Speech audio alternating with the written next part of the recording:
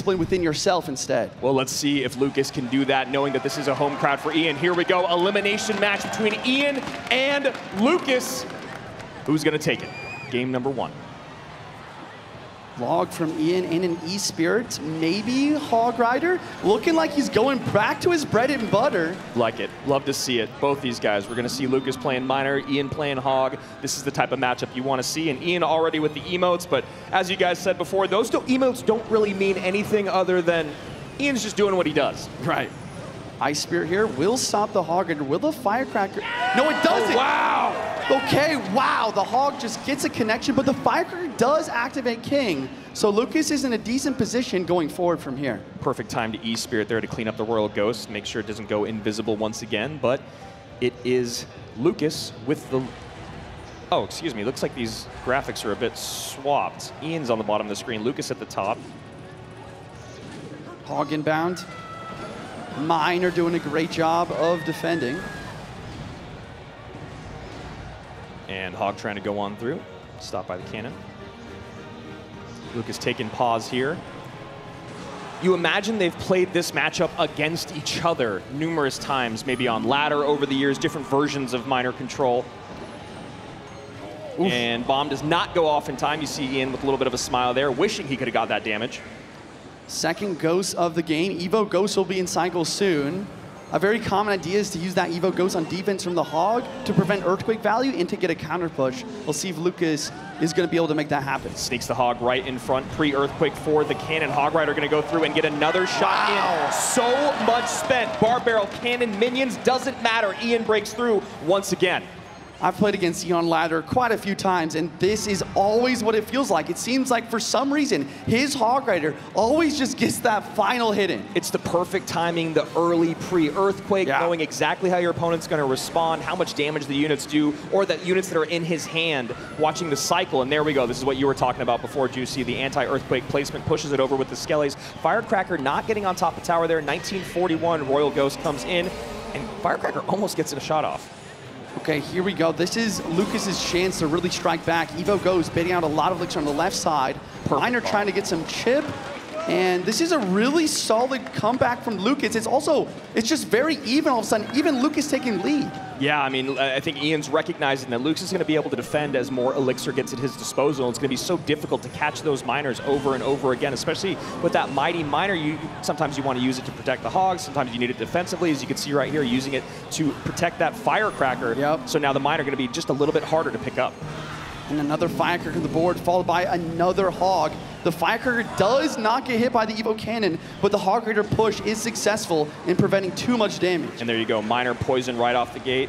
Doesn't have the ability to drop Skellies. Is Ian here? Lucas is taking the damage lead a little bit farther, and Ian knows this is a tough spot to be in. Lucas getting a great deck pick here. Again, coachless. Firecracker trying to get on tower. I think no, it doesn't. It doesn't get a single amount of chip. It does a little bit now, though. Ian's trying to make something happen despite Lucas's very solid Hog defenses. And these minions are great because that Mighty Miner, you want to use the ability to take him off the board, but now instead not going to be a good tank at the bridge here. Although Hog getting a little bit of protection from the Mighty, Cannon going to clean things up, and now Lucas going right back on offense. Miner, Ice Spirit, Royal Ghost, minions. Slight misstep on the Evo Cannon, forcing the Firecracker to come out for the minions. The poison does go down in case of skeletons, but Ian saves all of his elixir to try to make one final push here in triple time. Yeah, Ian has to have a miracle happen here. Royal Ghost out on top of the cannon, minions, everything. And overspend doesn't matter when you have the lead, plus Miner poison Juicy. Is there any way to turn this around other than a miracle or a misplay? I think that it's possible. He needs to keep up the pressure, and he needs to have very cheap, effective defenses versus these Miner. 991, 883, Miner goes in. Firecracker to catch the minions at the bridge. Mighty Miner at the bridge on the opposite side, most likely going to put a Hog behind. There it is. Early Earthquake, Cannon out of range. Great placement there from Lucas. Ian back in the lead, though. Yeah, Ian back in the lead, continue to apply that pressure. Now a pre-poison plus Miner coming in hot. And Ian knows he can't defend. He decides to attack instead. Hog does get pulled. Minions are there. Oh my gosh. Hog almost gets a hit. Oh my gosh, it's so close. Another Hog inbound. Need a way to stop this Hog. You need a way. There's the cannon. The Evo Cannon stalls enough. One more Miner inbound and the poison is enough. Lucas X Gamer takes game number 1. And what a beautiful showing there. I mean, Ian, can Ian keep his debut alive, or will Lucas continue on in the lower bracket? Man. Okay, Ian just going straight for the aggression. I like that. And we talked about yesterday, Goblin Hut, not really what you want to see defense-wise. Yeah, not my favorite thing to run into a Goblin Hut, or I mean have a Goblin Hut for that. Mortar going to clean it up pretty cleanly there. Going to get some Goblins out to protect that Mortar. And now a Mortar shot is locked on the tower for at least a couple shots. AQ has to come down. Okay, one shot is through though. And the Boss Bandit, will the ability, okay, the ability does get down from the Queen at time, but this Boss Bandit is still very healthy. This looks, it has pieces of the deck that we saw Mo run yesterday with Skeleton Barrel. We saw the Overwhelm that he put on against Sandbox. That was the game where Mo took 0 damage at all. The only person to do it at all yesterday, which was absolutely incredible. Lucas here. What are we seeing here at the bottom of the screen, Juice? What do you think? I got you. I'm pretty sure it's going to be the Drill. A lot of the time with Evo Snowball, you will see Drill as the main win condition. Matchup-wise, I actually kind of like it for Lucas. Yeah. You know, if Lucas can get his cycle correct, have the Queen for the Mortars, and as well as use the Valkyrie efficiently on defense, yeah, it's a really good shot. But Ian is trying to basically abuse the fact that his starting hand was bad and continue to apply pressure while his cycle's messed up. Yeah, and this is the deck that we saw Mo run yesterday. I had a little bit of fun with it, of course, being a new Mortar deck I haven't seen out in the world yet. The synergy between the Boss Bandit and the Skeleton Barrel is really interesting. We're going to see it right here. You usually want the barrel in front of the tank unit, but instead you can go Boss Bandit up front. You can use the ability, get the Skeleton Barrel in. Wow. And Boss Bandit goes a little too far back. High Berserker there. A nice play by Lucas. Wow. Okay, the Fire Spirit is going to tank. Evo Valkyrie, wow. Oh my gosh, I keep saying wow, but this is just, this is so amazing. But really nice from Lucas to kind of delay on that Valkyrie to try to get more value out of it, and Ian kind of playing into his hand with that gang. And we finally see the first little lick of damage come through against this deck. As we said, Mo took 0 yesterday, and now Ian just takes a little bit from that Evo Valkyrie.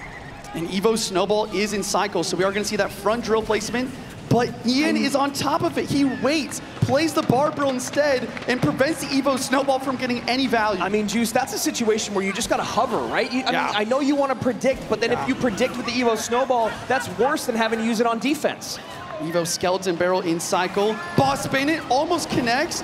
Will Lucas have enough elixir? And Boss Bandit dashes. Wow! With the Skellies. Boss Bandit at the bridge. Lucas is low in elixir. He gets the Valkyrie down barely in time to stay in this match. But wow, insane pressure from Ian continuing to push the advantage. The Boss Bandit is such an elixir leech when you talk about having to play against it, Juicy. If you don't defend it perfectly, you must get it down to stop that dash. And Lucas hasn't been able to get back on offense in about a minute. And now the Mortar locks again. The Mortar is connecting, and the Boss Bandit is protecting. It's dashing every which way, and the Mortar continues to send volleys at this tower. Boss Bandit connects. We're getting our first game 3 of number 3, an elimination game. One of these guys will go home, and one will move on. Ice Spirit the bridge from Ian. He has not been waiting for his opponent in any of these games. Immediate Hog, immediate Mortar, immediate Ice Spirit the bridge. He wants to get in the gameplay. He wants to start figuring out what his opponent's using so he can begin to outplay. Guards plus Ice Wiz. Could mean Mortar. Yeah. Guards, Ice Wiz, E-Spirit. Mortar's an option. With the E-Spirit, it can be Graveyard. Yeah, I was just going to say, with the E-Spirit coming out. Interesting. Yeah, roll a Giant then. And Royal Giant going up against Control. We saw a similar situation. Look at Ian looking out at the crowd, talking to the crowd, literally in the middle of the match, talking to the crowd. This was a similar matchup to what we saw yesterday when we saw, it was the end of the day. I think it was Monk Sam. RG versus It was Sam. I think it was Sandbox, And the question is, you know, does Lucas have the Lightning? I think the Lightning is definitely what you want in this sort of matchup so you can help break through those Teslas. And the Fireball is just really not going to do the job. So Ian going complete control here. Lucas going back to relative comfort, being one of the better RG players out there in the world. We'll see if he can figure out the equation to break through. Yesterday, Sam could not figure it out. Sandy played perfect D. delivery dropping down. Evo Ice Spirit just freezes everything. And that's why we saw Ian drop the Ice Spirit the bridge first play. Yep. Getting that Evo Ice Spirit cycle to time it perfectly for when the RG Evo will be there. He's able to really control the defense. You don't know what to play, cycle your cheapest Evo. I learned that from watching Juicy J. Shout out to Andrew, dude. Always making me smile on stage. In an E-Spirit here, going to continue to apply pressure. And I guess the biggest thing to I really think about here is if I'm Lucas, if I'm the RG player, how am I going to break through? We really saw, Sandbox really lock it down in yesterday's game, and I think Lucas knows best. RG the back. I was just going to say, I think what you got to try to do is start getting those double RGs out. Ian's going to take that rocket damage, no problem here in single. 2578, lowest tower on the board. Lucas getting a little bit more in with that Monk reflection, bringing that tower down to 2741, and a miner goes to the back. Yep. Monk gonna drop. He wants to prevent any more rockets on tower, using that ability to his advantage. RG does get one hit from Lucas, starting to even up this match. And a high Tesla here to maybe help support the Monk. And one of the things about losing that 3-card cycle is these RG decks, it's so much harder to get 2 RGs out on the board. And Evo RG coming in. Ian spending everything he can, but that RG does retarget. Wow. Oh, wait, the Monk is being paid for. The Monk gets the power tower. That is game-changing damage. Even with the Fireball to prevent breakthrough, he needed that to happen. And a huge slap, I guess, from the Monk. A chop. 2065, yeah, 2186. Ice was does pick up the miner. Insane.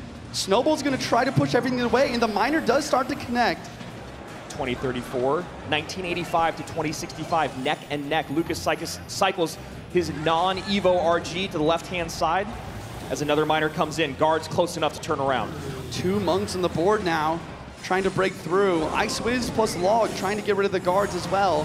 This Evo Tesla continues to be a defensive menace.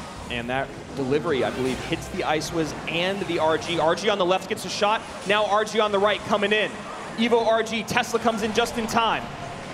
My goodness, we are heading into triple extra overtime in 5. The guards! Oh! Knight barely gets down for the guards. 3 Knights on the board for a split second. The Knight gets a little bit of chip here, and Lucas starting a Monk in the back, once again trying to prevent rocket value. 1784, 2065. Lucas needs to make something happen in the next 50 seconds, but having a tough time doing it. Ian doesn't even need a rocket cycle. Guard's a little bit late. That could be game-changing damage to the miner connecting. Lucas needs the double RG to break through. And wow, and he tries to predict the Monk with the rocket, but he doesn't get it. I don't know. This is Lucas's time. Yeah, maybe going for a little bit too much, but probably recognizing he can get back to that second Tesla, no problem. There it is. Now we need another RG, but Lucas can't find a way to break through. Wow, another Monk at the bridge. 20 seconds on the clock. We'll see another RG soon. He's got to play defense on the left, Juicy. He can't just let it go.